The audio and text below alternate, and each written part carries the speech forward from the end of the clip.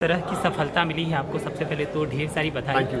क्या चल रहा है मन में? मैं आपसे मिल रहा हूँ तो मेरे को भी बहुत अच्छा लग रहा है कि आपकी पहली फिल्म है जिसने इतनी कमाई की है। जी, एज ए लीड एक्चुअली बहुत सारे लिस्टेड डायरेक्टर्स मुझे कास्ट करना चाहते थे अपनी फिल्म में। जब भी मैं उनकी मीटिंग के लिए जाता था तो मुझे अपनी फिल्म की स्टोरी सुनाते थे कि हम तुम्हें एज ए लीड कास्ट करना चाहते हैं, लेकिन प्रोड्यूसर्स को कुछ नंबर चाहिए थे। ऑब्वियसली नंबर ज़रूरी होते हैं। सो अभी मेरी फिल्म ने मैं अभी ऑलमोस्ट 300 करोड़ के क्लब में एंटर करने वाला हूँ, हो गया हूँ ऑलमोस्ट। ऑल ओवर वर्ल्ड तो हम क्रॉस कर चुके हैं, इंडिया में हम 250 क्रॉस करने वाले हैं अभी। और उसमें मैं एज ए लीड इतने इस क्लब का मेंबर होना मेरे लिए बहुत गर्व की बात है। और अभी जिन जिन लोगों ने, डायरेक्टर्स ने, मैं उनका शुक्रगुजार हूँ कि उन्होंने जो प्रॉमिस किया था कि मेरे साथ वो फिल्म करना चाहते हैं, उन्होंने ऑलरेडी मेरे को स्क्रिप्ट भेज भी दी है।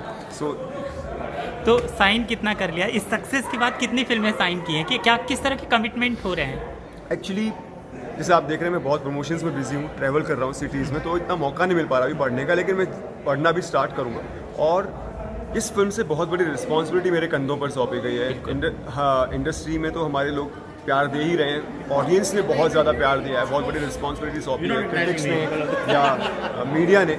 सो अभी मैं चाहता हूँ कि कुछ ऐसी फिल्म चूज़ करूँ जो एक स्टेप में आगे जाऊँ इससे, क्योंकि ये रिस्पॉन्सिबिलिटी जो आई मेरे कंधों पर आई है उसको मैं और अच्छे से अपने आप कर्तव्य को निभाऊँ और अच्छा काम करूँ।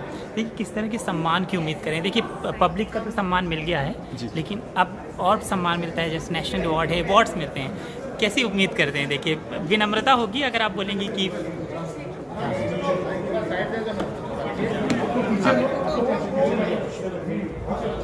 सॉरी। सो देखिए, आपके मुँह में घी शक्कर, हमारे देश का सबसे बड़ा अवार्ड होता है नेशनल अवार्ड।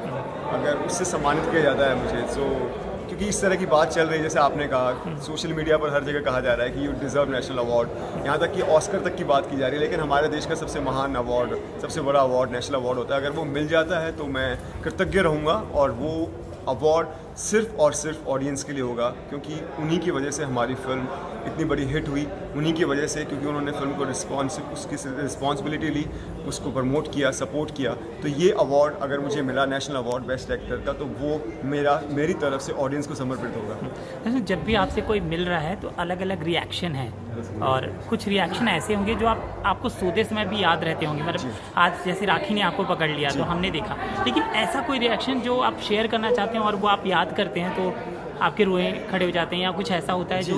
एक्चुअली मैं मिठुन दा का बहुत बड़ा फ़ैन हूँ, उनकी फिल्में देख देख कर बड़ा हुआ हूँ, उनसे बहुत इंस्पायर्ड हूँ। सो सबसे पहले उन्होंने फिल्म यूएस में देखी थी और उन्होंने वहाँ से मुझे कॉल किया था और कंग्रेचुलेट किया था कि तुम अगले सुपरस्टार हो, ये उनके वर्ड्स थे। और इस तरह का, इतने लिविंग लेजेंड से इस तरह का कॉम्प्लीमेंट आना, और वो एक एक सीन पर डिस्कस कर रहे थे मेरे बारे में और बता रहे थे कि तुमने इस सीन में इतना अच्छा इमोशनली पोर्ट्रे किया, क्योंकि शूट करते वक्त तो हम सिर्फ शूट कर रहे थे। वो कह रहे थे कि अब मुझे समझ में आया कि तुम किस तरह इस कैरेक्टर का ग्राफ और कहाँ ले जा रहे थे, और जो क्लाइमैक्स में तुम उस ग्राफ को उठाते हो वो बहुत ही कमांडेबल है। तो ये मेरे लिए बहुत गर्व की बात है कि हमारे लिविंग लेजेंड से इस तरह का कॉम्प्लीमेंट मिलना। अंतिम सवाल, ये जो मोनोलॉग था आपका, एक सीन आपने एक बार में आपने किया है, कितने घंटे या कितने दिन लगे थे आपको याद करने में? आप कैसे याद कर रहे थे?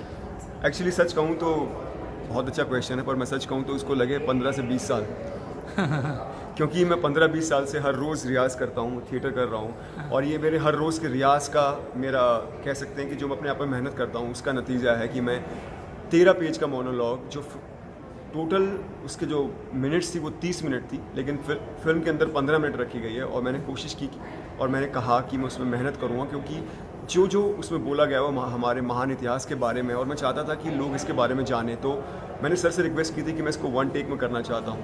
तो विवेक जी ने कहा कि बहुत टफ होगा, क्योंकि हमारा हीरो, फिल्म का हीरो क्लाइमैक्स में इतनी बड़ी बड़ी बातें बोल रहा है, इतनी ज़रूरी इंपॉर्टेंट बातें बोल रहा है, हमारे महान इतिहास के बारे में बता रहा है, तो मैं इसको आराम से शूट करूँगा अलग अलग एंगल से। सो मैंने कहा कि सर, लेकिन मैं एक टेक में करना चाहता हूँ, क्योंकि जो मैं दिल से बोलूँगा वो ऑडियंस के दिल तक पहुँचना चाहिए। और उन्होंने मुझे इस बात को एक्सेप्ट किया और मुझे मौका दिया, और मैंने वो एक टेक में किया, और आज लोगों को गूज़बम्स आ रहे हैं, वो रो रहे हैं उस पर। तो इससे बड़ी मेरे लिए गर्व की बात नहीं हो सकती कि मेरी मेहनत सफल रही। वो जो 15 मिनट बाकी है उसका क्या होने वाला है? वो अभी बहुत जल्द OTT पर जब भी फिल्म रिलीज़ होगी उसमें ऐड किया जाएगा, क्योंकि सर चाहते हैं कि जो मैं और अपने महान इतिहास के बारे में बात कर रहा हूँ उसके बारे में लोग जानें। OTT में फिल्म और बड़ी हो जाएगी और ज़्यादा? अब वो तो डिपेंड करता है, वो उसका बारे में तो विवेक जी बता पाएंगे, लेकिन हाँ, वो उसको ऐड करने की बात कर रहे हैं। चलिए, थैंक यू सो मच, शुभकामनाएं। Great talking.